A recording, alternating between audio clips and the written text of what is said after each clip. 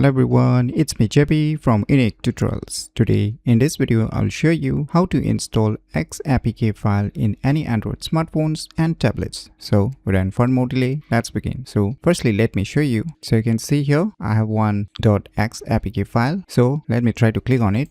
So you can see here can't open file, so I can't install it directly on any Android smartphones. So in order to install this XAPK file, what you need to do is just open the Play Store and just search for one application name as XAPK installer. On the first list you'll see the application, just click on it. Now click on install to install this application.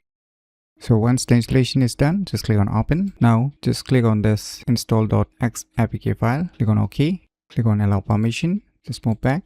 Now it will auto detect the .xapk file, so you can see right now. So if it does not auto detect, then you can just click on this manually select .xapk file and you can select the respective .xapk file. And now just click on this green button, click on OK. Now once again allow permission again, move back. Now you can see the install option is showing up. Just click on it, wait for a few seconds.